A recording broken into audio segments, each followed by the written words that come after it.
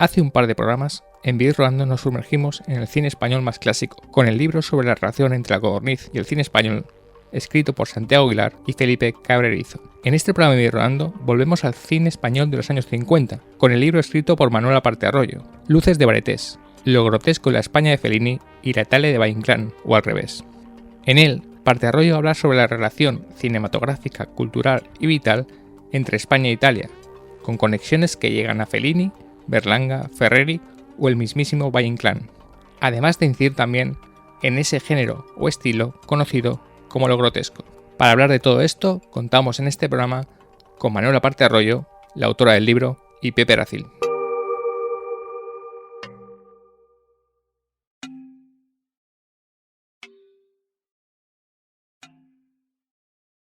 Pues tenemos el placer de tener en este programa de Vivir Rodando a Manuel Aparte Arroyo. Hola, Manuela.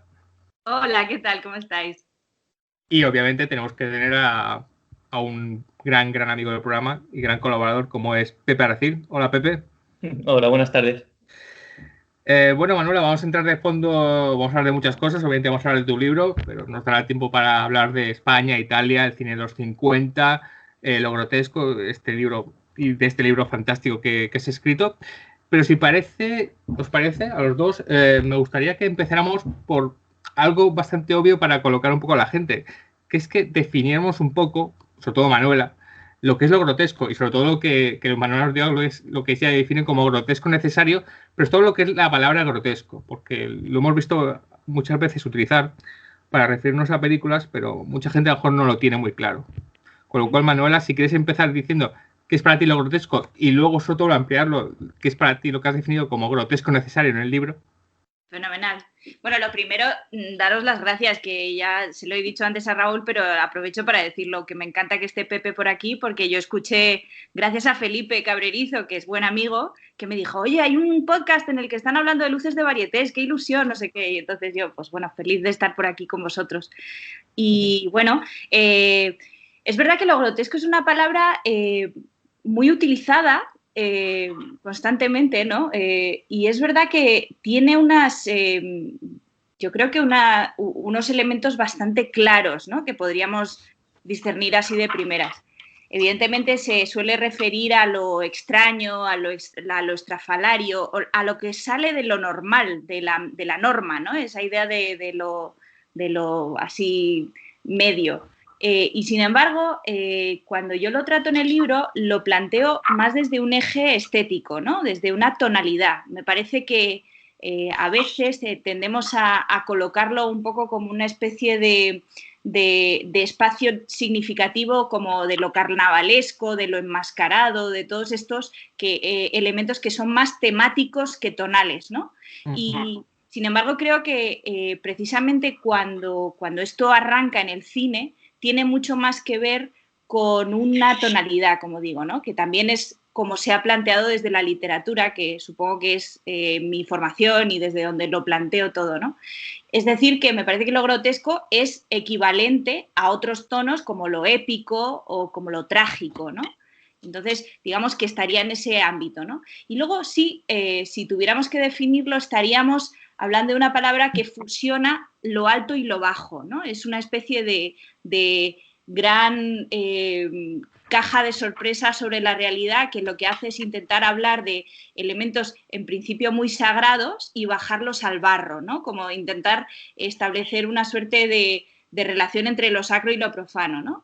Entonces, por ahí andarían las cosas. Lo grotesco es eso que hace que nos riamos de lo que no tiene ninguna gracia, ¿no?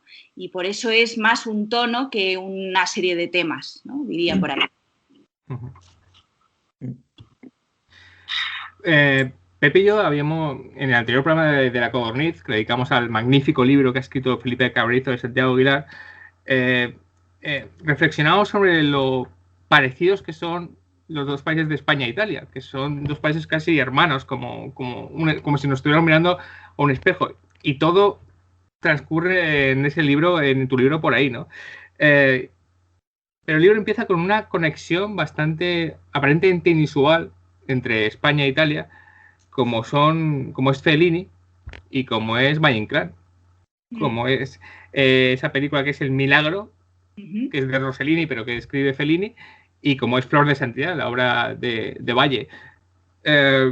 Y a partir de ahí, pues haces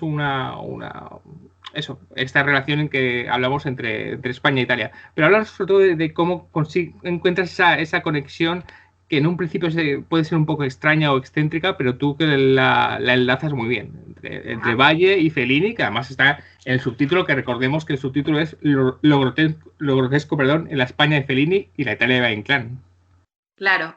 Bueno, pues es que a mí siempre me gusta decir que en el fondo el affair, así entre comillas, del plagio, ¿no? Del supuesto plagio del que ahora os hablaré, es un poco como el cadáver en CSI, ¿sabes? Es como el cold open, ¿no? Es como tienes que empezar con un capítulo de, oh Dios mío, hay un cadáver en el suelo, ¿no? Y es un poco la manera divertida de plantear este asunto que, como veis, pues es estético y a la vez es un poco filosófico y antropológico, y luego tiene mucho de cine y de teatro, ¿no?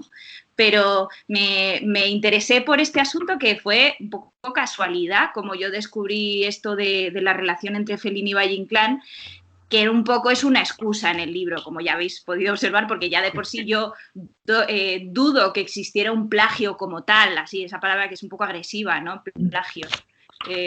Y me parece bastante improbable que realmente Fellini plagiase a Valle, a pesar de que se le acusó, que lo interesante es que hubo una acusación en el año 48, que un periodista argentino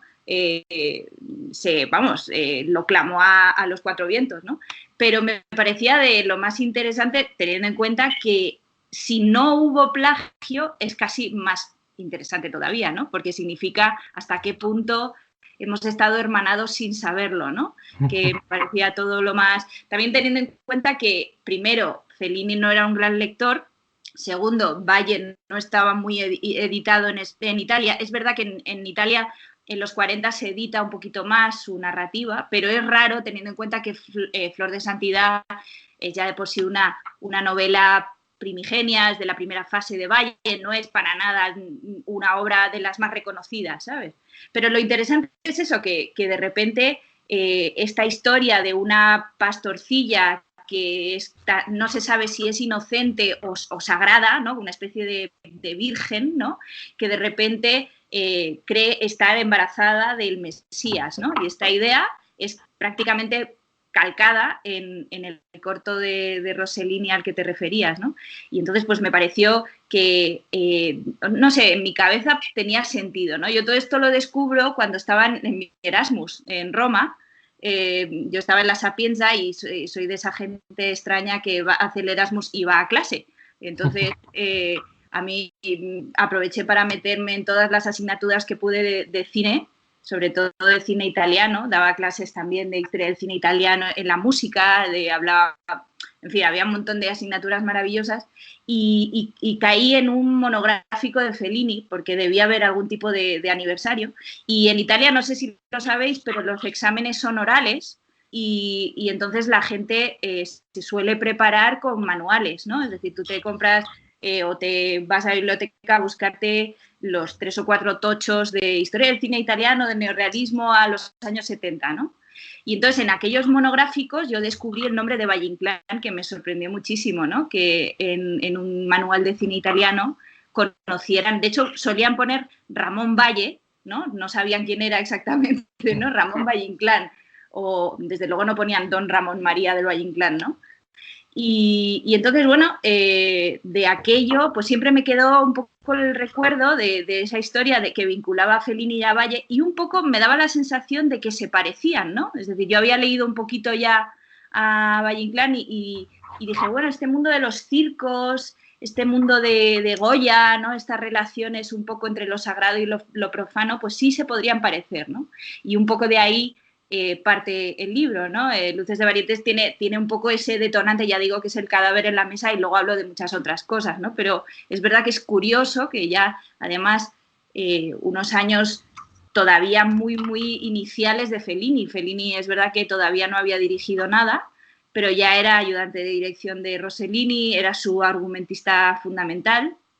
Y entonces Flor de Santidad Il Miracolo, ¿veis? Ya me equivoco. Il Miracolo, curiosamente, él lo toma como de una manera especialmente personal, ¿no? Eso dice Mario Berdone, ¿no? Que es el biógrafo mítico de Fellini, ¿no? Que de algún modo esa película, que además es un corto que se distribuye, eso lo sabréis, lo conoceréis la historia, se distribuye con Una voz humana, el célebre corto que ahora acaba de hacer remake Almodóvar.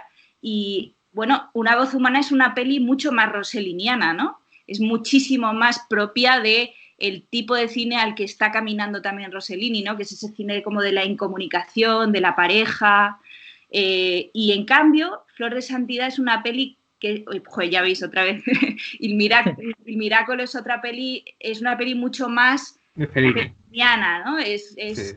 Ya ven mucha gente a Caviria, a Gelsomina, ¿no? A los personajes sobre todo de la Masina, se parecen a esa pastorcilla inocente que hay por los campos del Miracolo. Y ahora ya me callo un rato. No sé si Pepe quieres añadir algo, ¿tú sabes? Interrumpe lo que... Sí, no, lo que... Sí, no, más que añadir, o sea, bueno, hablar un poquito sobre el libro. Es verdad que fue, bueno, como ya sabéis, te lo recomendé, Raúl, fue como uno de, no sé, de los descubrimientos de los últimos meses, en el sentido también de que aparte de que está, eso te lo tengo que decir, como extraordinariamente escrito, me gustó mucho porque, ¿cómo decirte? Sabiendo yo mucho menos del tema que yo, evidentemente no he profundizado tanto, pero muchas intuiciones que tenía respecto pues a, no sé, eso que era lo grotesco sin saber muy bien cómo nombrarlo, o esas relaciones entre el cine español e italiano de estos años, eran, no sé, como cosas que iban rondando en mi cabeza, que siempre las tenía sin saber muy bien cómo nombrarlas o cómo relacionarlas, y el libro es eso, una serie pues, de cruces de caminos, de investigaciones, no sé, de datos que tú encuentras, o que a lo mejor yo algunos incluso ya los podía conocer, pero no los había relacionado entre sí. Y no sé, fue cuando tienes esta sensación de que estás leyendo un libro o escuchando una charla o lo que sea, y de repente dices, no sé, como, oh, por fin, si esto es lo que yo inconscientemente estaba intentando, no sé, ponerle nombre, poner palabras, y aquí me lo han descrito aquí perfectamente en 200 páginas. Entonces, o sea, en ese sentido, eso te quería dar la enhorabuena, porque, no sé, fue una lectura como muy de disfrutar muchísimo, y además como muy, muy personal, en el sentido de que hablabas de muchos temas que me interesaban, o incluso que desconocía, pero que estaban ahí entre mis aficiones. Y bueno, eso, sobre todo el tema de estas relaciones entre cierto cine español que creo que a los tres nos fascinaba, de Berlanga, de Fernando Fernán Gómez, cierto cine italiano, pues esos años de Fellini, y cómo, no sé, pues cómo al final tiene tanto sentido las relaciones que hay. Yo, por ejemplo, desconocía muchas de las colaboraciones de las que tú hablas, de pues como eso, los españoles estuvieron en Italia, los italianos en España intentando colaborar. Algunas de esas películas se llegaron a producir, otras no, pero vamos, no sé, eso, quizá me estoy repitiendo, pero lo que quería eso, como poner de manifiesto, es como el libro es como una serie de, no sé, de iluminaciones o de descubrimientos así continuos que me hicieron, recomendárselo inmediatamente a Raúl, que comparte aficiones.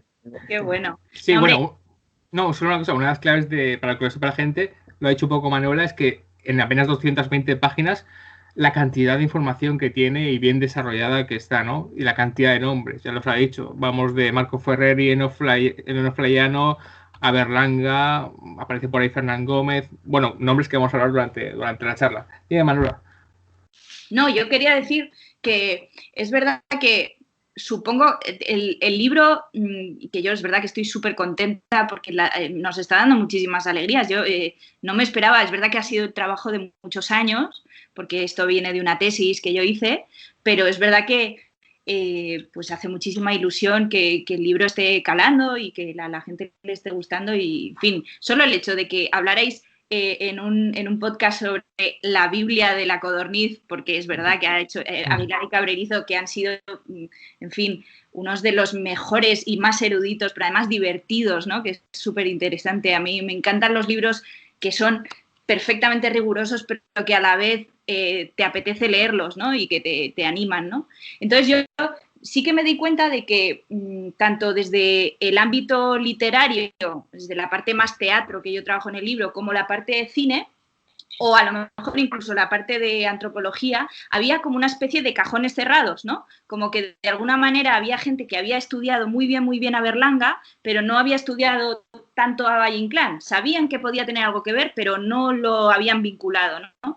Y creo que a lo mejor lo que sí que tiene de mérito el libro es que es un poco el puente, ¿no? Es decir, existen profesores y maestros que han hecho un trabajo infinitamente más riguroso que el que hace Luces de Varietés, pero supongo que lo que sí que puede aportar es ver un poco esa mirada más transversal, ¿no? En que relaciona no solo disciplinas, sino también culturas, ¿no? Porque es verdad que de repente dices, anda, pero si es que es verdad que Italia y España, por lo menos en esos años, compartían el sentido del humor 100%, ¿no? Porque además yo siempre pienso mucho en las sobremesas en las que debieron compartir estos tipos, ¿no? Pues piensas en Ennio Flaiano viniendo a charlar con Berlanga, que ninguno de los dos hablaba el idioma del otro, ¿no? Y entonces piensas, ¿cómo se entendían? Pues se entendían probablemente porque su mundo era similar, ¿no? Y porque se reían de las mismas cosas, ¿no? Yo pienso que por ahí es donde encuentran esas afinidades. Sí, hablando de esta relación que va a sobrevolar toda la charla de España e Italia, que es algo que nombramos Pepe y yo en el programa dedicado a Codorniz, que lo podemos decir que, por si alguien hay algún despistado, Felipe Aguilar y Santiago Cabrerizo han escrito un libro sobre la Codorniz, como dice Manuela, imprescindible. Bueno, sobre esa relación España-Italia, yo ponía el ejemplo de Marco Ferreri, que era quizá el más español de todos los italianos, ¿no? Un italiano que viene aquí y disecciona de una manera increíble la sociedad española de la época, con la ayuda de Azcona, obviamente. Pero el propio Marco Ferreri tiene una identidad propia como extranjero, viniendo a un país extranjero y analizando la sociedad de una manera perfecta. Y en tu libro, dentro de los muchos nombres, Marco Ferreri tiene su protagonismo. Desde luego, hombre, Marco Ferreri yo creo que lo que hace es... Yo creo que Marco Ferreri en principio funciona como un gran productor inicialmente, porque ve a Azcona, es decir, lo encuentra, lo entiende y sabe que es un guionista antes de serlo, ¿no? Es decir, es verdad que él llega a España después de haber producido con bastante fracaso, por otro lado, en Italia. Él es de Milán, con lo cual no tiene la relación con Roma, ¿no? Con Cinecittà, que está un poco floreciendo del post-neorrealismo, del más allá del neorrealismo. Y entonces anda un poco perdido y entonces llega a España un poco, en esta perspectiva un poco tarada de Marco Ferreri, de decir, no, yo voy a ser productor, ¿no? Y entonces se encuentra con Azcona y al principio le quiere producir, en principio no quiere dirigir, ¿no? Y resulta que ellos se entienden tan bien que un día Rafael le dice, pero ¿por qué no diriges El Pisito? ¿Por qué no lo diriges tú, no? Déjate de buscar un director y hazlo tú, ¿no? Y es verdad que de alguna manera hay una cosa que cito en algún momento en el libro que de alguna manera Ferreri, en el país menos libre de Europa, es más libre que ninguno, ¿no? Encuentra algo que no sé si es esa especie de... Sí, creo que tiene bastante que ver con entender muy bien las raíces de lo grotesco, que son muy parecidas, ¿no? Es decir, hay algo muy español en la historia del Pisito, pero es una historia también completamente de la farsa y yo un poco lo que intento es tratar de relacionarla todo el rato, pues eso, con las raíces nuestras del teatro, del sainete, del entremés, ¿no? De cosas que compartimos 100% con el mundo italiano, ¿no? Entonces, pues dices, qué cosas, ¿no? Que de repente Marco Ferreri llegase aquí y además es verdad que el cine italiano, a través de una película de Ferreri, que en el fondo está producida en España, pero es que es ahí cine fronterizo, ¿no? No se sabe si es España o Italia la cultura a la que pertenece, ¿no? Pero es verdad que el cine italiano pega un salto, es decir, el cine se va haciendo más esperpéntico, era un poquito más suave la crítica en las películas de Monicelli, de Fellini, ¿no? Y de repente cuando da el salto de esos de la segunda mitad de los 50, ¿no? Es cuando encuentran algo mucho más agresivo, más seco, más oscuro, más kafkiano, que también se parece más a la mirada de Azcona. Tienes razón, Raúl, en que tiene mucho que ver la mirada ácida y muy oscura que tiene Azcona para su sociedad, ¿no? Entonces, bueno, es increíble esa amistad y yo creo que es una parte esencial, pero no es la única. Esa sí que es la más conocida, tal vez, de las afinidades Italia-España, ¿no? Pero es verdad que antes viene Sabatini a España a intentar rodar 2 guiones con Berlanga, luego vendrá Ennio Flaiano, que está medio enfadado con Fellini en esos años y quiere probar suerte en España y trabaja tanto con Azcona como con Berlanga. O sea que es un batiburrillo de amistades curiosas que se dan en esos años. Y además es bonito pensar, pero eso siempre lo pienso, que cuando la censura empieza a verle las orejas al lobo al cine tanto de Fernán Gómez como de Berlanga, como de, incluso Bardem, por supuesto, pero cuando empiezan a verle las orejas al lobo a ese cine cómico, resulta que estos guionistas y directores se van todos a Italia, porque es donde todavía consiguen trabajar, ¿no? Porque, claro, les cierran las puertas les tiran todos los guiones, ¿no? Entonces, bueno, es una especie de equivalencia de humor y de afinidad enorme y la verdad es que es interesante de recuperar, yo creo. Y ya esto es una opinión que vas fuera del cine, antes de volver al cine. ¿Por qué crees que hay esa relación casi de hermanos entre España e Italia, de ser 2 países casi gemelos? Y si crees que eso se ha ido perdiendo, sobre todo en la cultura, tú que solamente conoces Italia mejor que Pepe y yo, se ha ido perdiendo con el tiempo. Ya hay pocas películas italianas que lleguen, solo llegan las de mucho éxito, conocemos 2 o 3 directores y esa relación como si se hubiera ido distanciando con el tiempo, a pesar de que seguimos siendo, y más lo hemos visto ahora en esta crisis que estamos viviendo, 2 países hermanos, o sea, no, más que hermanos, casi gemelos. No tenemos mucho que ver quizá con Francia o con Portugal, tenemos que ver, claro, pero con el país que tenemos más que ver quizá del mundo es con Italia. ¿Por qué esa relación tan cercana entre estos 2 países?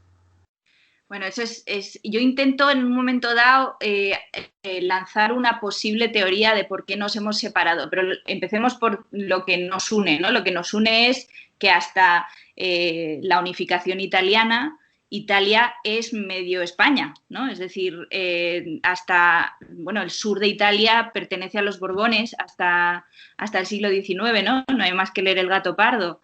Y entonces creo que las tradiciones más irresistibles, no en el sentido de que uno no quiere ser a lo mejor tan, no sé, yo por lo menos, la cosa hispana del cliché habitual, ¿no? Que nos imaginamos, pero hay un montón de cosas que están en nuestras, un poco en nuestra manera de mirar y en nuestra manera de reírnos, que es muy tradicional del sur, del Mediterráneo. Yo creo que en vuestro podcast anterior, que yo lo escuché, también hablabais de eso, ¿no? De la importancia de la religión, de la parte sociocultural que está en la manera en que tenemos los mediterráneos de sentarnos en una mesa a comer con todos los primos, ¿no? Esa cosa como muy pagana de disfrutar, ¿no?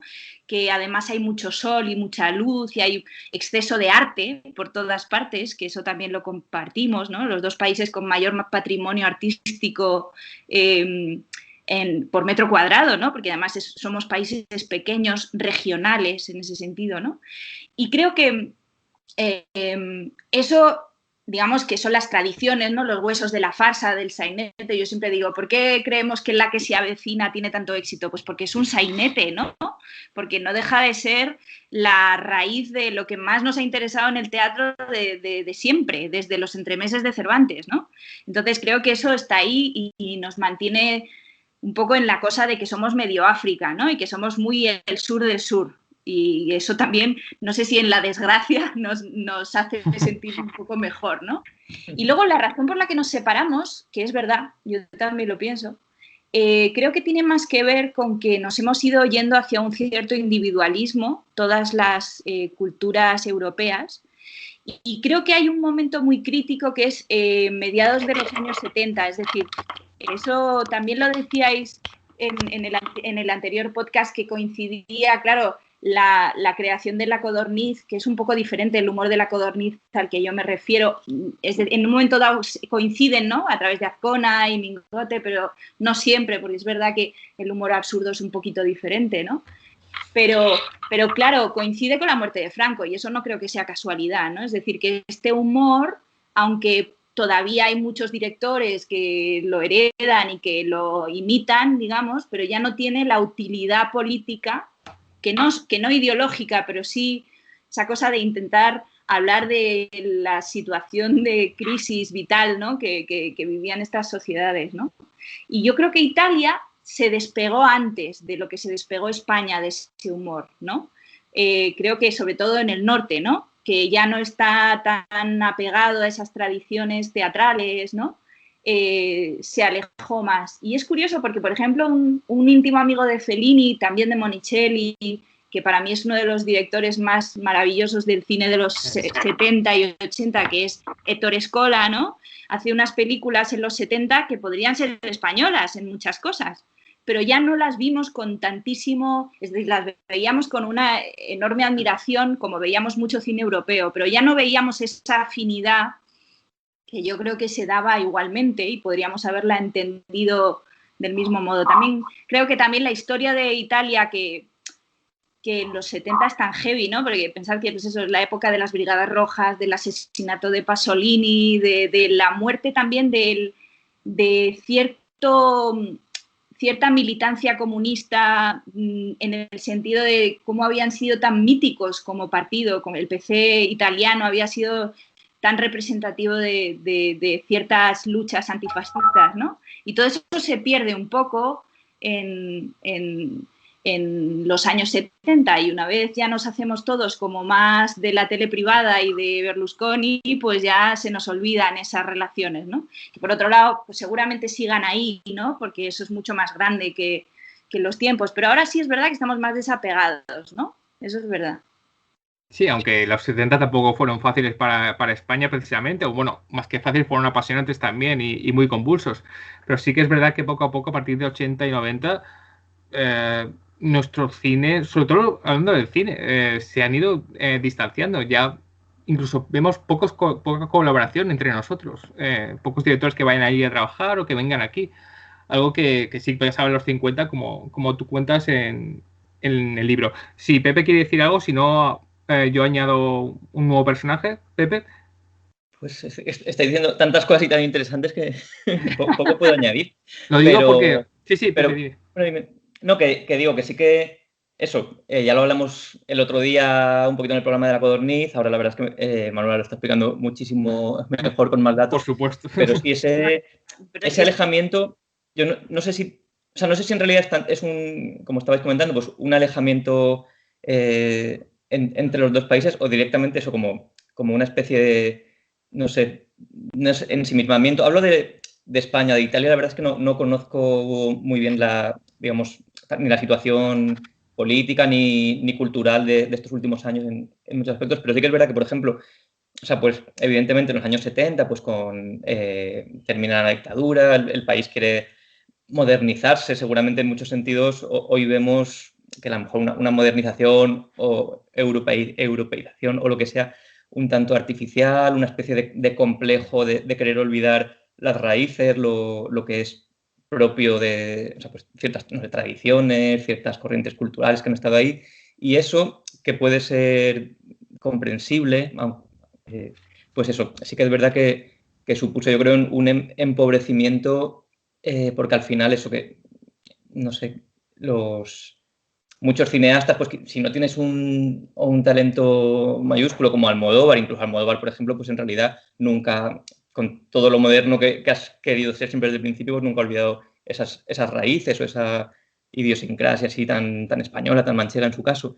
Pero yo creo que como que el grueso y insisto, hablo de cine por no meternos en otras artes, pues quisieron como, pues no sé, mirar a otro sitio, y seguramente pues eso, ni consiguieron acercarse a ese otro sitio y a la vez consiguieron alejarse de donde venían. Entonces, quedarnos un poquito en tierra de nadie.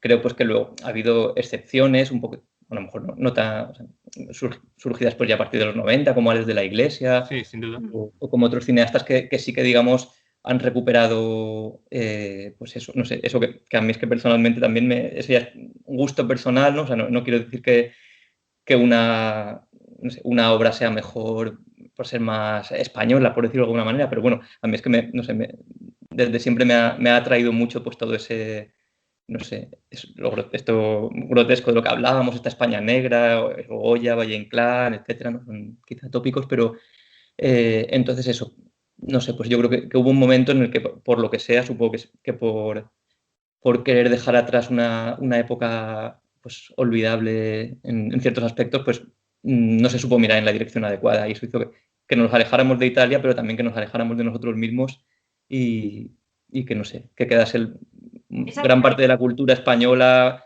un poco así en tierra de nadie, ¿no? Sí, En eso que Jordi Costa definía como el gusto socialdemócrata, ¿no? Que es una cosa así un poco que da repelús. Claro, es que creo que la frase que has dicho de nos alejamos de nosotros mismos es súper representativa. Es decir, no es tanto que nos hemos ensimismado, es la idea, es la misma, tanto en Italia como en España. Yo creo que hemos recelado un poquito de nuestro humor cañí, se podría decir, porque en un momento dado yo creo que también la crítica lo condenó un poco, ¿no? Es verdad que estos directores han pasado sus más y sus menos con la crítica, ¿no? Porque como se les veía como escapistas dentro del compromiso antifranquista, cosa que nunca entenderé muy bien, pero es verdad. Les parecía que su cine no era crítico con Franco, cosa que también es como, en fin, bastante sorprendente, ¿no? Pero es verdad que no eran tan, pues eso, tan de carné, ¿no? Como otros directores. Y yo creo que eso de alguna manera generó un cierto rechazo, ¿no? De que no fuéramos todo lo cliché que podíamos llegar a ser, ¿no? En ese sentido, como contadores de historias de nuestro cine y de nuestra vida. Pero claro que hay muy buenos referentes que siguen haciendo eso. Hablabas de Alex de la Iglesia, que siempre pienso en él. Por supuesto, del Almodóvar, sobre todo el que he hecho yo para merecer esto, que para mí es un sainete también muy, muy cercano a todas estas tradiciones, pero, no sé, pienso en Javier Fesser, por ejemplo, que también es una línea muy grotesca. Y además que saben, que no tienen demasiados prejuicios en utilizarla y utilizarla con mucha mala leche, ¿no? Que es lo bueno, de eso se trata, ¿no? Pero bueno, creo que es eso, que en un momento dado nos dio un poco nos despreciábamos mucho como tradición, como cultura cañí, en este sentido del flamenquismo, ¿no? De esta cosa como excesiva, de reírnos de nuestras penurias porque nos parecía demasiado típico, ¿no? Demasiado típica el Spanish. Y en cambio, como que había que ser modernos. Claro, había que ser europeos, ¿no? Y entonces esto hizo que nos hiciéramos mucho menos... bueno, son películas más de fórmula, ¿no? Como pertenecen a una fórmula mucho más clara. Yo siempre pienso en la comedia, lo que llaman la generación del Yucatán, ¿no? El grupo este que pertenece a Fernando Trueba, Fernando Colomo... la comedia madrileña. La comedia de los 80, de la comedia madrileña, ¿no? Claro, ellos es un poco que adoraban a Woody Allen y adoraban el mundo norteamericano, como todos, ¿no? Y sobre todo las screwball comedies y tal, y entonces hacen una mezcla ahí entre eso y el mundo cañí de los 80 y desprecian mucho al cine hispano en el sentido cañí, ¿no? De hecho, se ríen bastante de él en ese momento. Y luego, en cambio, el Trueba posterior se da cuenta de hasta qué punto admira enormemente a Azcona y lo recupera, ¿no? Es decir, que también va por fases, pero de alguna manera es verdad que estos directores ya se van transformando ellos mismos y ya no tienen la importancia que tuvieron, yo pienso, ¿no? Es decir, la importancia política que pudo tener el estreno de Un verdugo, por ejemplo, ¿no? Para este país y lo que significó en el Festival de Venecia, etcétera, ¿no? Y creo que eso sí ha dejado de servir, ¿no? Lo mismo pasa en Italia. En Italia hay películas muy típicas de Alberto Sordi, digamos, de comedia así como, pues, ahora no me acuerdo cómo se llama, pero hay una película que tiene mogollón de secuelas hecha por Carlo Verdone, que es un actor romano típico, pues como si fuera pues un Jim Carrey a la italiana, ¿no? Y es una fórmula propia del cine de la comedia a la italiana de los 50-60. Pero claro, ya no tiene el peso político, en ese sentido político, no ideológico, pero sí social, ¿no? De estar hablando del hambre, de la falta de deseos, de cómo la sociedad está completamente censurada, atada, ¿no? Que no puede salir de sí misma, ¿no? Y esto creo que también nos ha pasado en España, ¿no? Seguimos existiendo, sigue existiendo este humor grotesco, pero ya es más por analogía, ¿no? Es un poco como copiamos la fórmula porque sabemos que funciona, ¿no? Pues el ejemplo de la que se avecina me sirve muy bien, ¿no? Que, claro, pues es lo mismo, no deja de ser Atraco a las 3, ¿no? Pero es Atraco a las 3 sin la fuerza que tiene Atraco a las 3 en el año 62, ¿no? Un poco sería eso. Sí, habíais hablado de Alex de la Iglesia, obviamente, si al norte de lo grotesco es quizás su gran representante, aunque es cierto que de la Iglesia ha ido poco a poco, digamos, amasándose, digamos, perdiendo un poco su fuelle, aunque tiene cosas muy interesantes como Mi Gran Noche, que a mí me parece una película muy italiana, por ejemplo, pero sí que cuando alguien apuesta tanto por lo grotesco, muchas veces recibe un poco el recelo de la crítica. Lo ha dicho Manuela con Javier Fesser, que ha estrenado hace poco Historias Lamentables, que es una película muy grotesca, muy española, y que ha dividido un poco a la crítica cuando la gracia de ella es ser tan excesiva. Bueno, os recuerdo que estamos hablando de Luces de Varetés, de Manuela Parte de Arroyo, editada por la editorial segoviana La Uña Rota. Y Manuela, pues en el subtítulo de tu libro hablas de un personaje y tenemos que centrarnos mucho en él porque es quizá el gran personaje que aparece durante todo el libro, que es Federico Fellini. Y cuando pensamos en Fellini, yo creo que la mayoría de la gente está pensando en La Dolce Vita, en 8,5, sobre todo en Casanova, ya cuando es la explosión de Fellini más excesivo, ¿no? Pero bueno, los inicios de Fellini fueron un poquito distintos, aunque siempre dejó su huella en películas que tú nombras y tienen mucho peso en el libro, por ejemplo, en Los Inútiles o en El Jeque Blanco, dos películas con el gran Alberto Sordi, ¿no? También tuvo una especie de evolución de ese Fellini, no sé si decirlo neorrealista, sería injusto porque no es neorrealista, pero un poco más calmado hasta que llegara la explosión del exceso de Fellini, y aquí lo nombras muy bien.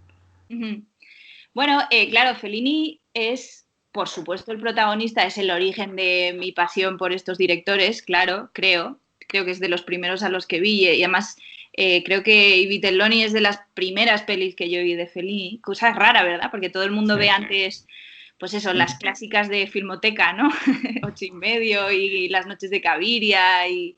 Sí, luego descubre que, este es el mismo director. Sí. El caso es que sí que ocurre que cuando yo descubrí a Fellini leyéndolo allí en Italia, estudiándolo, digamos, no sé si es exactamente no es un director que transforme tantísimo su mirada, pero lo que le ocurre es lo que le ocurre bastante a casi todos los directores italianos que empiezan en el neorrealismo, y es que el neorrealismo tiene tantísima influencia crítica fuera de Italia, es decir, lo están observando todos los directores y cinéfilos del mundo prácticamente, ¿no? Ya sabéis la famosa carta de Ingrid Bergman a Rossellini, que por eso se enamoran, por otro lado, cuando ve Paisà, ¿no? Y entonces hay que pensar que estos directores empiezan de una manera casi espontánea, haciendo un cine muy pegado a la realidad y a lo documental, que a mí siempre me gusta decir que el neorrealismo, más que combate político y los buenos y los malos y todo ese mundo, lo que es un cine documental, es un cine en el sentido documental, de ficción documental, pero su función es parecerse mucho, por ejemplo, a la esencia del dogma, ¿no? Es decir, es esta idea de contar lo que está pasando, más que nada como si fueran casi fotoperiodistas, ¿no? esta es un poco la base de estos directores que, de hecho, pues Antonioni, por poner un caso, que fijaos lo lejos que está del neorrealismo luego, pero empieza haciendo Gente del Po, ¿no? Y hace historias sobre pescadores en el río Po y es básicamente documentales, ¿no? Y en cambio, cuando empiezan a tener tantísimo éxito en los festivales y todos los críticos se arrodillan ante ellos, yo creo que empiezan a pensarse más, ¿no? Empiezan a hacer un cine como más esteticista, más consciente del mismo. Por supuesto, es un cine extraordinario y sigue siendo extraordinario porque ahí tienes a todos los tótems, está Visconti, está Rossellini, está Vittorio De Sica, que por supuesto es imprescindible, pero también Francesco Rossi, luego vendrá Pasolini, ¿no? Es decir, toda esa generación que toda se nutre de la gran explosión creativa que es el neorrealismo, ¿no? Pero sí que es verdad que Fellini tiene otra gran base, ¿no? Es decir, Fellini empieza como ayudante de dirección de Rossellini, un director con el que en realidad en lo moral no se parece casi nada, es decir, en lo que yo creo que tiene de planteamiento vital, él es mucho más hedonista, es mucho menos político, pero bueno, sigue siendo una persona afincada en lo social porque todo en el mundo de los años 40 tiene que ver con eso, ¿no?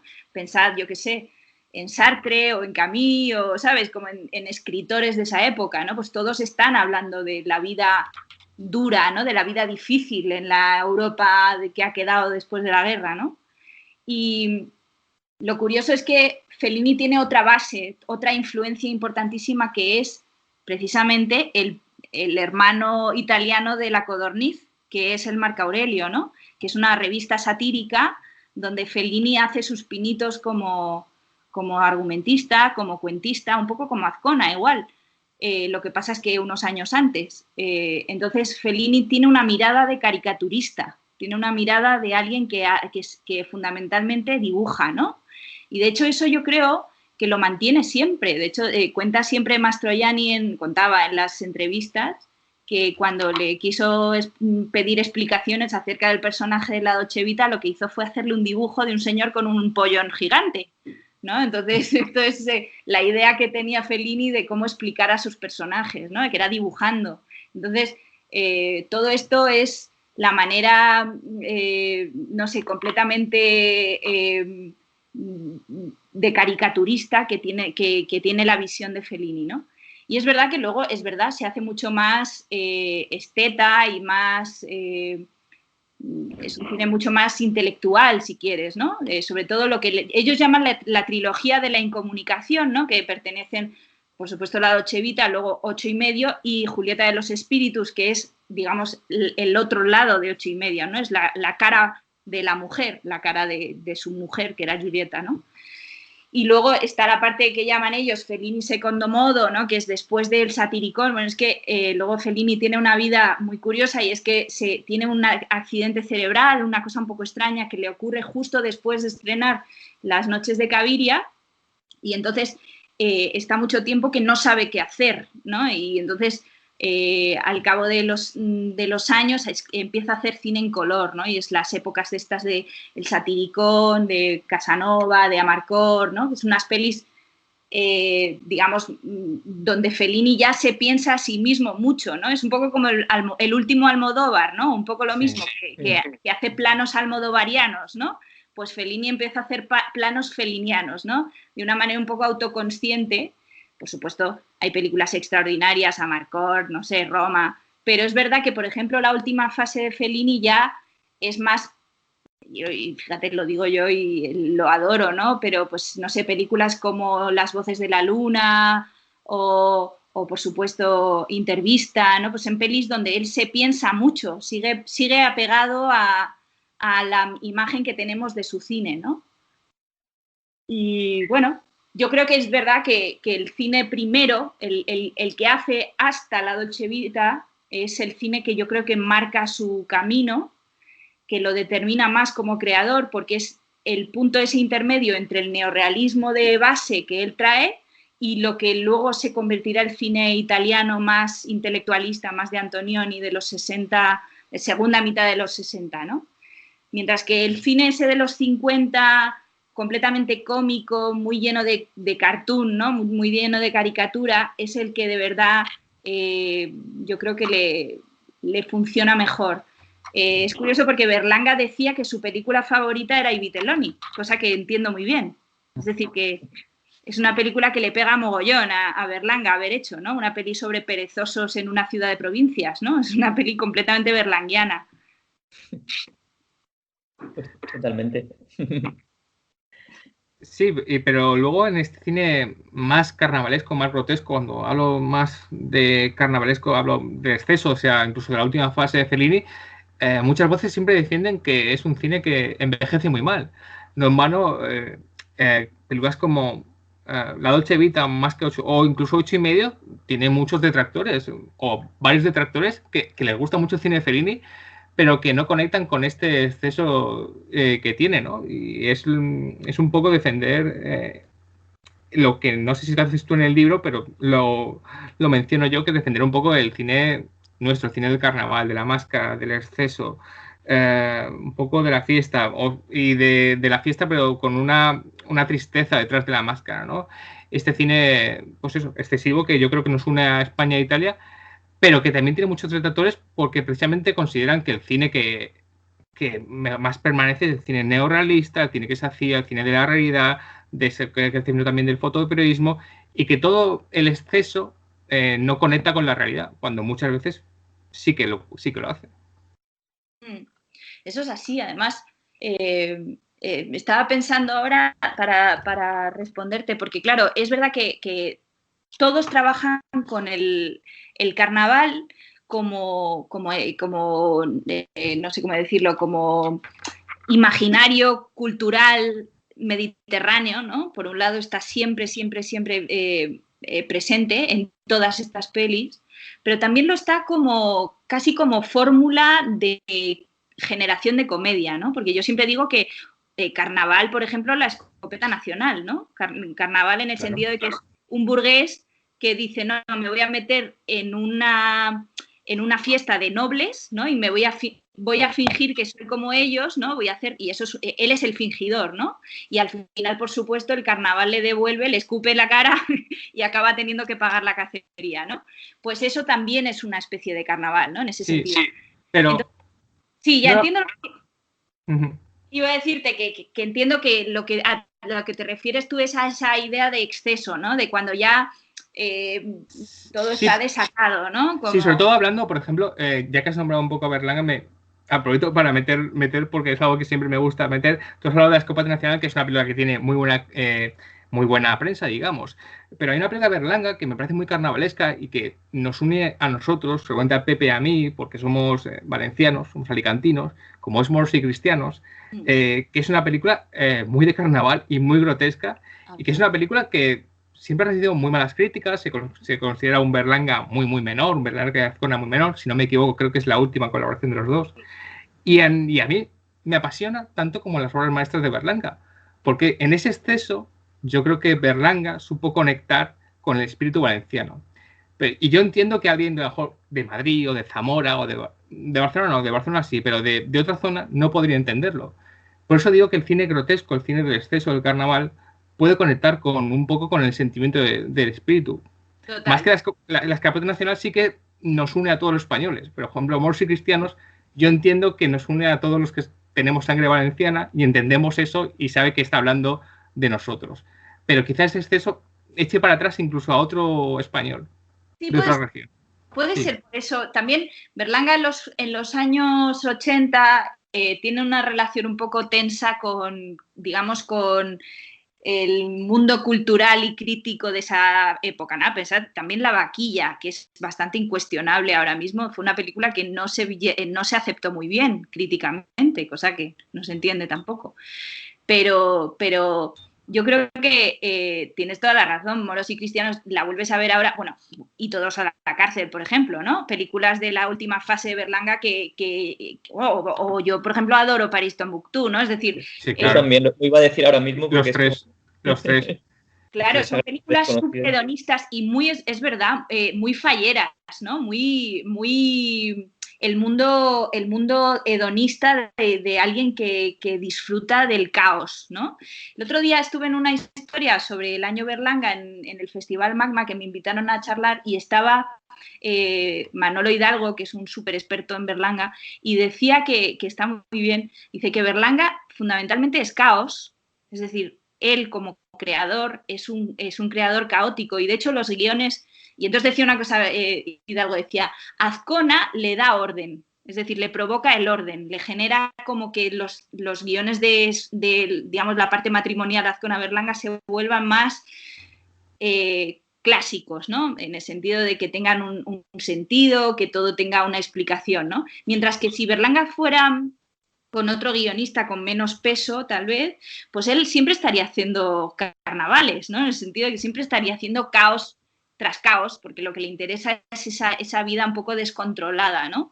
Y eso sí le acerca mucho a Fellini, que también procede de una zona italiana muy parecida a una línea, pues eso, pensemos en la zona de Alicante, ¿no? Pues eso, la línea de Calabuch, ¿no? Él viene de Rímini, que es una zona que además se ve como muy festiva y a la vez es una zona como regulera de Italia, ¿no? Y entonces también por eso la conexión enorme entre el mundo de la provincia, ¿no? Que eso es importante para Fellini también, ¿no? En todas sus películas siempre hay un personaje que va al centro de la ciudad, ¿no? Pero procede de fuera, ¿no? Siempre es un tipo que es un intruso en la ciudad importante, ¿no? Y esto creo que tiene bastante que ver con lo que le interesaba a Berlanga del cine de Fellini, ¿no? Y viceversa, que Fellini, por ejemplo, había hablado mucho de Plácido, que también es otro carnaval, ¿no? Entonces, bueno, creo que en todo caso la idea de caos es fascinante y maravillosa, y creo que es verdad que en un momento dado nos pareció que nos hacía excesivamente cañís, ¿no? Yo creo que esa sería la explicación por la que esas películas no gustaron. Y bueno, yo creo que también porque Berlanga era director de la Academia y tenía ahí sus movidas políticas complicadas, también te diré. Pero bueno, sí. Sí, también es verdad, yo pienso, no sé, nosotros, creo que nosotros tres, y bueno, muchísima gente, pues sentimos esa pasión, esa admiración por el cine de Berlanga y eso, París, Tombuctú, Todos a la cárcel, Moros y cristianos, nos parecen fabulosas, pero entiendo que quien no, digamos, que no tenga esa tendencia o esa, no sé, cercanía con este tipo de temas, lo mismo que es muy, no sé, es muy raro que alguien vea El Verdú o que vea Plácido y no le parezca buena o le aburra o lo que sea. Entiendo que estas películas son tan, no sé, como tan extremas en cierto modo, que a lo mejor sí que requieren de una predisposición previa como nosotros tenemos hacia ese tipo de temas. Entonces, también entiendo a lo mejor como que el cierto rechazo en su día, aparte de otros temas de los que hemos hablado antes, tengan que ver con... O sea, yo entiendo que París, Tombuctú, si no sé, si no te interesan, si no sientes afinidad con ciertos no sé, enfoques vitales o enfoques culturales o lo que sea, pues puede ser una película como, digamos, más cuestionable, aunque a mí, vamos, me parece una obra maestra. Y no sé, como puede pasar a lo mejor con otras películas también de Fellini, pues como que puede haber, digamos, algunas, sin entrar en calidades ni que sean como más incuestionables, no sé, más objetivamente que todo el mundo le parezcan buenas, y otras que al final es lo que creo que pasa en general con el arte verdaderamente, no sé, el que nos llega de verdad suele ser el que no a todo el mundo le llega, ni tiene por qué llegarle, porque nos toca como ciertas fibras que tenemos ahí dentro que eso, no sé, yo por decirlo de algún modo seguramente un poco burdo y que a lo mejor me decís, no estoy de acuerdo para nada. Pues a lo mejor no sé, a nadie seguramente le puede disgustar las canciones de los Beatles y son obras maestras, pero a lo mejor no sé, por decir un caso que no tiene nada que ver, pues a lo mejor yo escucho una canción de Vainica Doble y me, no sé, me trastoca todo porque y entiendo que al 99% de la gente no le diga nada de esa canción. No sé si me explico o que, no sé, me encanta John Waters, eso, lo que me dice John Waters seguramente nunca me lo van a decir otros directores que objetivamente seguramente son no sé, son mejores o tienen más calidad técnica, sus películas están mejor interpretadas, bla, bla, bla, pero tiene una serie de cosas este hombre que no sé, que es como me derrito ante todo lo que hace, ¿no? No sé. Entonces, o sea, lo llevo, por ejemplo, eso, volviendo a ver Langa, pues como que para Timbuktu, que para, no sé, quizás sea de las 2 o 3 películas suyas que más me gustan, entiendo perfectamente que a muchísima gente no le guste. Y lo entiendo y me parece muy bien que sea así. No sé si ¿Sabes? mi razonamiento un poco caótico le veis así algún sentido. Sí, no, es verdad, y además yo creo que todo va un poco por fases, ¿no? Es decir, ahora a mí me encanta que ahora que ha venido el centenario tanto de Fellini como de Berlanga como de Fernán Gómez, que yo quiero también reivindicarlo porque es fundamental, no solo en el libro, sino que yo creo que es el que más ató a la generación, porque representaba un poco el nexo intermedio entre todos los mundos, ¿no?, de estos personajes. Pero lo que quería decir, que ahora me he perdido un poco, es que la clave de todas estas historias durante mucho tiempo no fue apreciada. Y en cambio ahora, al cabo del tiempo, la 2 pone la escopeta nacional y sigue teniendo unos datos de audiencia que alucinas, ¿no? Entonces, eso yo creo que es un poco, va siempre como por oleadas. Hay grandes directores que se redescubren con el tiempo y otros que a lo mejor pues están muy consagrados y que a lo mejor te dicen más o menos, ¿no? Yo siempre lo digo, hay pintores que no me dicen nada y que son incuestionables, ¿no? Pues es un poco igual.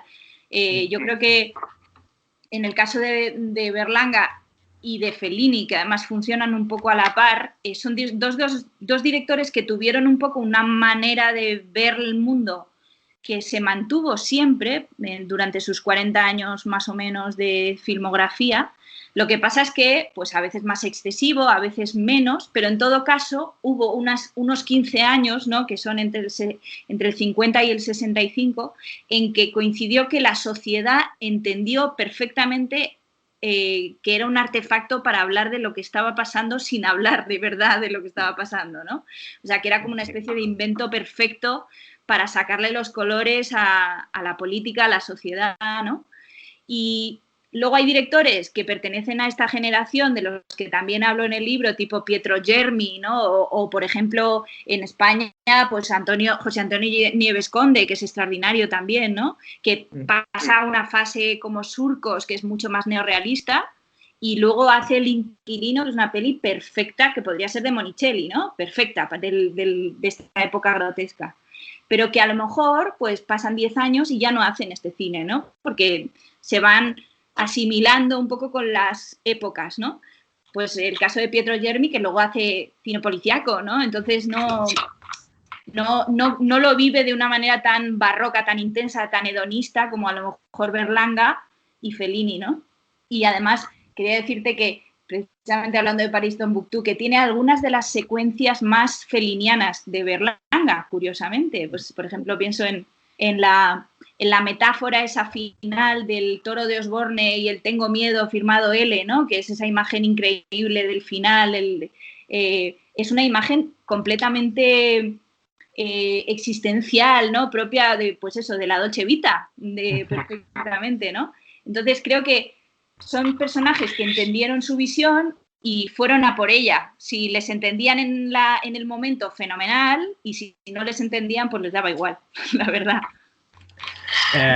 No, Manu, ese final que ha dicho Manuela lo considero quizá el mejor final de la historia del cine. Creo que cualquier director, si hace ese plano, no vuelve a dirigir más, aunque tuviera 20 años, porque es cerrar de una forma casi perfecta.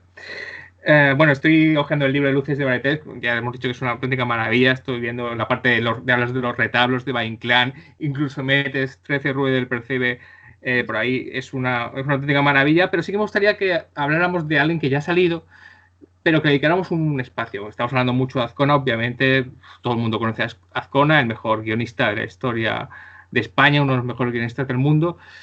Pero si hubiera un nombre en Italia parecido o por lo menos de su importancia, sería Ennio Flaiano, del que le dedicas una parte y del que conocemos que incluso venía a España, tenía cierta afinidad con el país, incluso pudo trabajar aquí y que tiene una parte, como he dicho, importante en tu libro.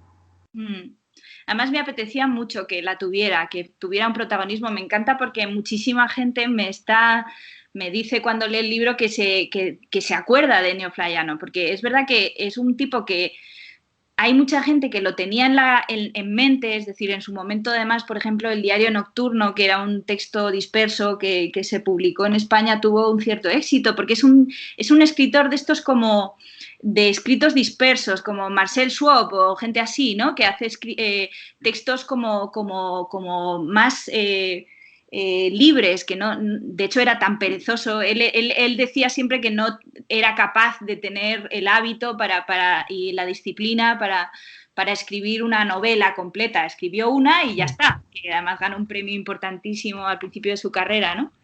Y yo me apetecía que tuviera esa importancia porque creo que el cine le damos muchísima relevancia a los directores, como debe ser, pero evidentemente del mismo modo que hablamos de Azcona como el corazón del cine español y de tantísimos directores, porque es ya no solo Berlanga y Ferreri, pero Saura, Pedro Lea, Fernando Trueba, ¿no? Cuerda, tal.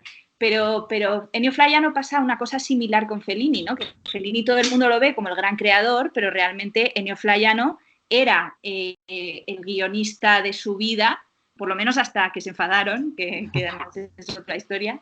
Y es verdad que muere bastante antes, muere en los 70, en 72 me parece, pero es verdad que podríamos pensar hasta qué punto todas esas películas que mencionábamos antes del primer Fellini, donde Ennio Flaiano, y no quiero olvidarme de Tullio Pinelli, que era más el dialoguista, pero bueno, también era una figura importantísima, esa era la tríada, ¿no? Fellini, Pinelli y Flaiano. Pues yo creo que Ennio Flaiano tuvo una importancia enorme en el peso que adquirió el cine de Fellini, porque como os decía, no era un gran lector. Fellini, digamos, tenía la aportación creativa visual, ¿no? de la experiencia visual de las películas, ¿no? Eso siempre era parte del mecanismo creador, pero el que de verdad generaba esas historias, se interesaba por ejemplo, un personaje de Flaiano clásico es el provinciano triste, ¿no? Que es un tipo como el del Jeque Blanco, ¿no? Por ejemplo, ese es un personaje muy de Flaiano, ¿no? Como un pobre hombre, muy de la Codorniz también, ¿no? Como el típico pringao que le sale todo mal, ¿no? Y que está todo el rato sudando. O, por ejemplo, en Las tentaciones del doctor Antonio, ese corto que hace Fellini después de la Dolce Vita, que no sé si habéis visto, pero os lo recomiendo. Los cortos siempre se quedan por ahí y es una pena. Y es muy divertido porque es Anita Ekberg otra vez, después de hacer la Dolce Vita, que está en un cartel gigante publicitario en Roma, cartel de estos inmensos de, pues no sé, de 10 metros, ¿no? Y de repente se hace carne, ¿no? El cartel, y va persiguiendo a un personajillo que es como una especie de censor pequeñito, y entonces Anita Ekberg gigantesca que lo va persiguiendo, ¿no? Pues estas eran las historias que se le ocurrían a Ennio Flaiano, ¿no? Que era siempre un humor como muy absurdo, pero por otro lado muy tierno, ¿no? Tenía una parte muy tierna. Y claro, pues cuando Berlanga va a Italia y conecta con Sabatini, se hace muy amigo de Fellini y tal, se lo presentan y sabe que es un genio, ¿no? Y entonces se hacen bastante amigos. Y entonces Flaiano y Berlanga se cartearon toda su vida, que eso es como cosas que no sabe nadie, ¿no? Que por lo menos yo no había leído más que pues eso, reconocida la amistad que tenían, ¿no? Pero descubrí estas cartas que estaban publicadas, por supuesto, en Italia, porque Flaiano sí se le reconoce mucho, y entonces descubrí las cartas que le escribía a Berlanga. No tengo las que Berlanga recibió de Flaiano, ¿no? Pero dices, jo, pues qué personaje para recuperar, ¿no? Porque probablemente a los guionistas, en fin, haya que atribuirles todo ese crédito, ¿no? Todo ese valor de ser los creadores de las historias, ¿no? A lo mejor no tanto de la mirada de la película, pero sí, desde luego, pues de de los retruécanos de las historias, ¿no?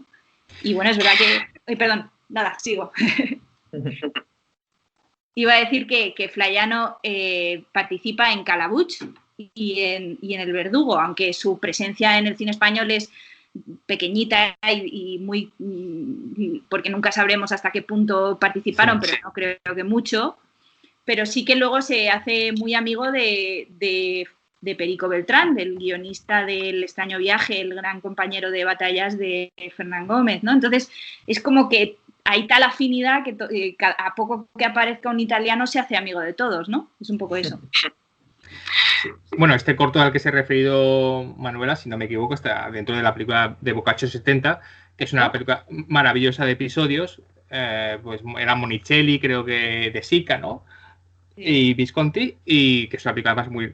Creo que la versión íntegra dura 3 horas y media, porque la vi hace tiempo y me duró toda la tarde, y que es una película maravillosa, no solo la parte de Fellini, ¿no? Aparte, yo recuerdo que Visconti también estaba realmente bien. Y bueno, Sofía Loren está arrebatadora como siempre. Muy italiano, ¿no? Esto de las películas de episodios también es algo que... Muy italiano y muy español. Sí, también español, ¿no? En estos segmentos, sí. Sí, lo que pasa es que es verdad que el cine, sobre todo Italia y Francia, que eran los países que tenían como más importancia en los festivales, ¿no? Sobre todo en Cannes y en Venecia, pues yo creo que había muchas coproducciones americanas y metían pasta a los americanos para hacer estas pelis como de mezcla. Y entonces, pues de repente, yo hablo en el libro también de un corto de Pasolini que está en Capriccio all'Italiana, que es un corto que se llama ¿Qué son las nubes? ¿Qué cosas son le nuvole? ¿No? Pero, por ejemplo, en ese mismo Capriccio all'Italiana me parece que sale Louis Malle, es decir, que es casi siempre una mezcla franco-italiana, porque había también Romer, ¿no? Gente así, que empezaba a tener muchísima relevancia en festivales y entonces se distribuían juntos. Pero sobre todo a ellos les gustaba participar para ver lo que hacían los compañeros, ¿no? Hay un mítico también de Pasolini que se llama La Ricota, que pertenece a Rogopac, que es aquel corto de 60 y tantos, 64 me parece, que están pues todos, está Rossellini, está Godard, ¿no? Entonces, pero claro, es un cine muy restringido a los festivales y a las pocos lugares donde se distribuye. Nosotros los locos cinéfilos que los vemos, como tú dices, de 3 horas una tarde, ¿no? Pero pues tenían un recorrido más discreto, ¿no? Pero es verdad que hay muchas joyas allí, porque además había había posibilidades de distribución y de producción bastante mayores que a veces en los largometrajes, ¿no? Pues, por ejemplo, en La Ricota de Pasolini sale Orson Welles como actor. Entonces, eso es fascinante y eso solo se puede dar en ese tipo de coproducciones así un poco locas de los 60, ¿no? Que dices, ojalá alguna vez hubiera tanta pasta para hacer algo así similar ahora, ¿no? Yo recuerdo también, creo que eran Las Brujas, que en el episodio de Vittorio De Sica, me parece, sale Clint Eastwood protagonizándolo, cuando todavía no era Clint Eastwood, no era tan famoso, pero luego Las Cuatro Verdades con el episodio ese fabuloso de Berlanga, La Muerte y el Leñador. La Muerte y el Leñador, claro, sí. Claro, y se vende un tranvía en el fondo, que es el principio de la relación entre Azcona y Berlanga, también se vendió como un corto. Lo que pasa es que es eso, que en España a lo mejor no teníamos tanta, es verdad que está el de Berlanga, pero es un poco casi episodio aislado, ¿no? Yo creo que alguno hizo el Hoy de la Iglesia también, pero no hay tantísima, claro, todavía no tenemos la relevancia. Bueno, en esos años, ¿no? Me refiero. Creo que es incuestionable, claro, que Fellini tiene 4 Oscars, ¿no? Entonces tiene una importancia en el mundo que ojalá tuviera Berlanga, ¿no? Porque yo creo que están exactamente a la altura, ¿no? Me parece que uno brille más que otro, la verdad. Pero sí que es verdad que, claro, pues hay dinero ahí, hay interés por parte de los productores, que a lo mejor Berlanga, también es que Berlanga, hay que entenderlo, que tuvo también muchos fracasos, ¿eh? Quiero decir que pasa muchas penurias cuando ya después del el desastre de los Jueves Milagro, que yo lo menciono un poquito también en el libro, las pasa canutas con la censura, y es por eso por lo que se van a Italia, ¿no? A empezar a intentar preparar guiones allí, porque no encontraban manera de producir nada aquí, se lo tiraban todo, ¿no? Si hay un director español que le ha fastidiado, digamos, la carrera es Berlanga, imaginando la carrera que ya tiene. O sea, si la carrera que ya tiene es extraordinaria, fijaros sin censura lo que hubiera sido algo extraordinario. Aunque hay gente, Manuela, que dice que, digamos, que Berlanga era poco internacional, digamos, poco exportable. Poner el ejemplo de que Patrimonio Nacional, digamos, que no se entendería en otros sitios. Eso es verdad. Que nosotros la consideramos una obra maestra, para mí es la gran película de la trilogía nacional y es una de sus grandes películas, pero que la pones en Rusia, por ejemplo, o en Austria y no entenderían nada. Ya, sí. Y Garresque Fellini. Sí, bueno, Fellini tenía de los dos tipos, quiero decir, por ejemplo, todo el mundo decía que Amarcord era un poco una entrega al público americano por parte de Fellini, cosa que tampoco me parece así, pero bueno, sí se decía, y es verdad que en comparación a Amarcord con el cine de los 70 de Fellini, pues no tiene nada que ver, ¿no? Es decir, tú piensas en el Satiricón, en Roma, en el Casanova, en películas muchísimo más intelectuales que Amarcord, que al final es un poco una versión light de los fellinianismos habituales, ¿no? Sí. Que tal vez sea mi favorita, ¿eh? No digo para nada, al contrario, casi me parece en ese sentido que reivindico también el cine popular en el mejor de los sentidos, ¿no? Eso te iba a decir ahora. Yo iba a decir que Amarcord, no he visto todo el cine de Fellini, la verdad, pero Amarcord para mí es, vamos, mi película favorita, también por motivos a lo mejor personales. Recuerdo, no sé, antes incluso de haberla visto, mi padre me hablaba de esa película y decía, es que me recuerda a cuando yo aquí, pues él nació en un barrio así de aquí de Alicante, pequeñito, y decía, es que esto era la calle de la Huerta donde yo nací, era esto que sale aquí en esta película, con, no sé, los niños en el colegio, con no sé qué. Entonces, no sé, es como una película muy, muy cercana y a la vez muy... no sé cómo decir. O sea, está muy viva siendo totalmente pues eso, no sé, un espectáculo, una ficción, vamos, como todo muy exagerado, todo muy... Eso, pero a la vez como, no sé, muy llena de vida. Luego, yo quería comentaros también, o sea, lo hemos comentado, ha ido saliendo en la conversación, pero una de las claves que a mí siempre me ha interesado mucho este libro, y tú lo repites, y de hecho voy a citar un par de frases tuyas, Manuel, en el libro, es como que este cine del que hablamos, sí, vale, era incómodo para la censura, tal, pero también era incómodo para esa intelectualidad de izquierdas que no sé, ellos mismos se ponían como el prestigio de lo que debería ser un cine de denuncia, vamos, los que daban carnets de autenticidad. Entonces, hablas, por ejemplo, dices, el cine grotesco resulta incómodo políticamente porque no contenta ni a los censores burócratas de la democracia cristiana, ni a la moralizante ortodoxia marxista, a una pegada a la línea pura del neorrealismo. Luego, en otro momento, hablas de... En estos años, la crítica confundió la escisión entre comedia y drama con la escisión entre compromiso y conformismo, lo cual no puede más que hacernos sonrojar ahora. Pero, aunque por supuesto que no puede más que hacernos sonrojar ahora, aún en ciertos ámbitos sigue estando no sé, estas cosas como tan extrañas, ¿no? Y quizás eso, parte de que aún haya quien vea con ciertas reticencias este cine, por, no sé, por cosas tan extrañas como escapismo o por no ser un cine comprometido, no sé, como que a mí precisamente eso es uno de los valores para mí máximos de este tipo de cine, no solo cine, también literatura, también, vamos, cualquier tipo de manifestación cultural que se esté dentro de esta línea de la que estamos hablando, y me parece lo más, casi de lo más positivo, y hay quien lo entiende o quien lo entendía en su día como algo criticable, como algo por lo que no darle todo el valor que tenía. Sí, no sé, bueno, allá ellos, supongo, ¿no? Pero... justo Pepe ha dicho algo que yo quería preguntarte, ya casi llegando al final del programa, que tú incluso lo escribes, que el cine popular siempre ha tenido el estigma de ser muy vinculable a las dictaduras. Y claro, España tiene una dictadura y cada película con un poco de, digamos, de objetivo popular era vinculable a la literatura, una película franquista. Luego el tiempo ha puesto a cada uno en su sitio, pero esa etiqueta y ese sello ha sido machacona durante mucho tiempo. Seguramente en la época de la transición fue un cine denostado por, como ha dicho Pepe, con una cierta intelectualidad. Probablemente eso, volvamos a lo de por lo que en un momento dado se receló un poco del Berlanga mayor, del Berlanga maduro, post-franquismo, ¿no? Por la misma razón. Sí, yo creo que es curioso eso, porque creo que tiene que ver con que somos un país un poco de autofustigamiento habitual en muchas cosas, entonces no hemos sabido ver... más que cosas malas en la parte tradicional, ¿no? Porque es verdad que eso es lo que yo entendí leyendo un libro de José Antonio Ríos Carratala, que es un profesor buenísimo de Alicante. Sí, por eso lo digo.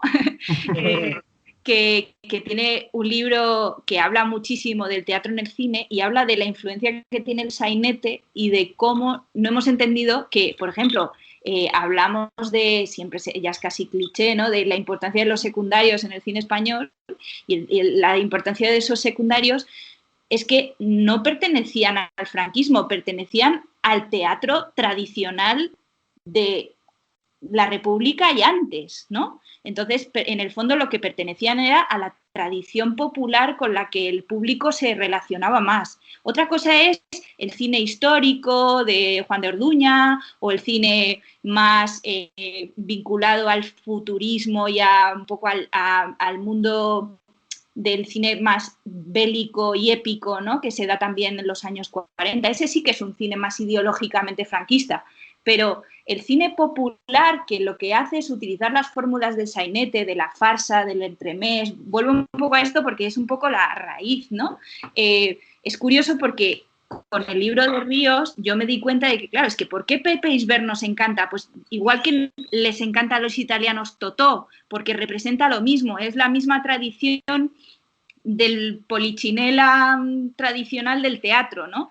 Y ese es lo más alejado que hay de la dictadura. No puede estar más lejos Pepe Isbert de la idea que tenemos del franquismo, al contrario. O sea, es la relación con lo más puro y lo más apegado a la tierra, ¿no?, de alguna manera. Pero es verdad que se leyó al contrario, se leyó todo lo contrario. Se entendió inmediatamente que todo lo que oliese a tradición cañí, pues eso, volvemos a los clichés, pues tenía que ser reivindicar el franquismo, ¿no? Un poco como el cine de folclóricas o algo así, pero no es esa la raíz, ¿no? La raíz es la crítica de la farsa, es la crítica de todas las, digamos, todos los sistemas políticos, ¿no? Porque por eso ha pervivido, ¿no?, la comedia del arte, porque ha criticado todos los sistemas, todos, no solo el que estaba vigente en ese momento, ¿no? Entonces es verdad que, claro, es entender la cultura popular desde una perspectiva desprejuiciada, ¿no? Que eso es lo que no supieron ver los críticos que entonces triunfaban, sobre todo en Calles du Cinema o aquí pues en las revistas, pues justo en Fotogramas y tal. Hay un artículo muy chulo de Víctor Erice sobre el cochecito, que entiendes muy bien lo que están pensando en ese momento acerca del cochecito, ¿no? Y dices, pero bueno, y luego al cabo del tiempo, teniendo en cuenta la inteligencia y brillantez de Víctor Erice, seguro que no piensa lo mismo, ¿sabes? Pero es como que todo lo que les oliese a tradicional era franquista, y eso es una asociación completamente equivocada, ¿no? Pero bueno... Lo terrible no es que en esa época, digo, se puede entender, aunque no lo compartas, pero que gente que luego, pues como nosotros, que hemos nacido todos en democracia, como que aún hay gente a veces de nuestra generación que sigue repitiendo esas cosas y dice, no sé muy bien a qué se deberá esto, pero no sé, algo extraño. Sí, ciertos chistes cuando se ponen películas de cine de barrio y se hacen ciertos chistes, cuando en realidad esa gente tenía un mérito tremendo ya solo por entretener a la población española en medio de una dictadura y por lo hiperprofesionales que eran. Bueno, Pepe, ya prácticamente hemos acabado, hemos abusado mucho de Manuela, pero me apetecía primero que si quieres añadir algo y segundo quizás una recomendación final del libro que tanto nos ha gustado. Pues bueno, el libro yo creo que ya lo he recomendado por activa y por pasiva. Eso, como lo estaba ojeando ahora, yo lo estuve leyendo en septiembre, creo que fue, hace unos meses. No sé si salió en julio, me parece, el libro. Y ahora cuando lo estaba releyendo así por encima para preparar este programa, me he dado cuenta de la cantidad de subrayados que tengo. Que es como, no sé, voy un poco por épocas, ¿no? A veces hay épocas en las que apenas, aunque me guste mucho un libro, no subrayo, pero recuerdo eso, coger este libro y estar con un lápiz al lado todo el rato. Además, se lo estaba comentando, coincidió por suerte para mí, con mis vacaciones de este año. Tuve la suerte de tener un mes seguido de vacaciones, que hacía 1000 años que no lo tenía, me las cogí en septiembre y uno de los primeros libros que leí en estas vacaciones fue este. Y se lo iba comentando todo el rato a Conchi, mi mujer, y era como, Conchi, estoy leyendo un libro de una autora, no sé quién es, no sé si tiene más libros, pero es que, no sé, tiene una visión que me estoy identificando muchísimo con lo que dice, me habla de temas que, no sé, ya ves, como que la recomendación, más que recomendar el libro, estoy rememorando como lo bien que me lo pasé con este libro. Y eso, creo que para cualquiera que le interese el cine, la cultura en general, incluso la situación social de España y de Italia, pero hablo de España principalmente de estos años 50, 60, 70, incluso de la actualidad, porque no podemos entender la actualidad sin entender el pasado, es una lectura obligada, vamos, y me vas a permitir, Raúl, que enlace, igual que el libro que acabas de publicar tú, Las cortinas son invencibles, es fundamental para entender pues la España de la última década, ¿no? Entonces, el de Manuela para entender la de hace 50 años, 60, el tuyo para entender la última década, no sé, son libros que van más allá del puro, digamos, interés cinematográfico, que es al final es lo principal y lo que nos encanta. Pero vamos, son eso. Creo que es un libro, vuelvo al de Manuela porque es el tema de hoy, pero insisto que también pienso que el tuyo lo es, que son redondos en el sentido de eso, de que han sido capaces digamos, de enmarcar perfectamente una serie de obras cinematográficas en el contexto social y cultural, y eso es muy difícil, no sé, yo desde luego no creo que fuese capaz. Así Y de paso, sí, que creo que a leerlo todo el mundo y sobre todo a volver a ver estas películas. Yo también tengo que decir que de las 26 o 28 películas que citas al final, creo que he visto 20, me faltan ahí algunas que creo que ya te voy a escribir para ver si me las puedes mandar, porque la verdad es que son fabulosas todas. Sí, la lista es tremenda. Por ejemplo, está una película que te hemos nombrado y que a mí me apasiona, como es Divorcio a la italiana. Qué poca película más italiana que esa, e incluso española, podríamos decir. Manuela, Sí. una última cosa. Primero, decir algo que no ha nombrado Pepe, bueno, lo ha dejado caer, que es tu primer libro, que es algo que no es anecdótico, porque es sorprendente cuando lees el libro y lo bien narrado que está, la cantidad de datos, lo entretenido que es. Lo primero que haces es ver qué más libros tiene Manuel aparte de Arroyo y te sorprende mucho ver que este es el primero, con lo cual espero que nos digas que estás trabajando en algo más o tienes previsto algo, porque ya Pepe y yo necesitamos algo más tuyo, porque es sorprendente que un primer libro, me das mucha envidia, te lo digo en serio, tan bueno, tan bien desarrollado, tan bien escrito y tan interesante. Oh, muchísimas gracias.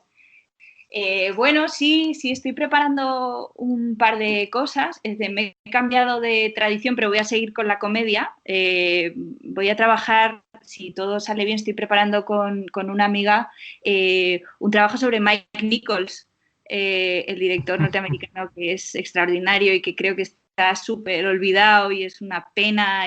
Otro al que le afectó ser popular, por cierto, podríamos decir. Es que es un poco... Por otras razones, vamos a preparar un libro sobre la importancia de Mike Nichols y de Elaine May, de los dos, sí, claro. de cómo son el origen de una comedia neoyorquina, ¿no? Es que cuenta Woody Allen en su biografía cómo quería llevarles guiones para que contaran sus chistes, ¿no? Es decir, que era como él era fan de Nichols y May y me parecen maravillosos, así que ando preparando eso con mi amiga Claudia y bueno, y alguna otra cosa, pero sí que os agradezco muchísimo los halagos, porque es verdad que es un libro ha sido un trabajo de bastantes años y lo hemos mencionado de pasada, pero el libro está editado por La Uña Rota, que es una editorial maravillosa, y tengo unos editores que son, vamos, que ya los querría una gran corporación, porque han sido fundamentales.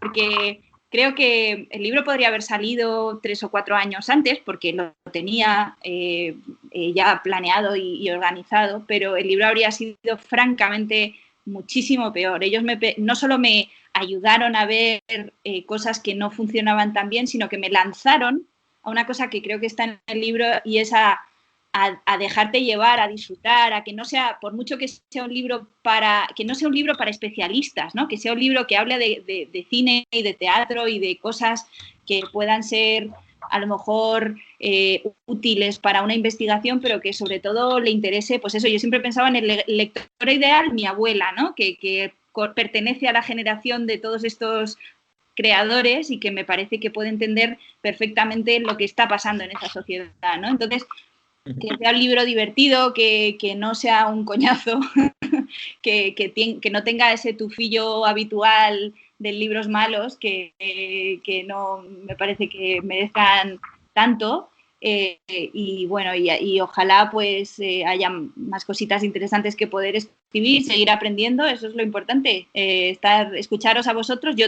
Estoy por la mitad de Magia e Ilusionismo, el de Pepe, y me quiero comprar el tuyo por lo que acaba de contar, que ya lo tenía yo completamente echado el ojo, así que deseando leeros.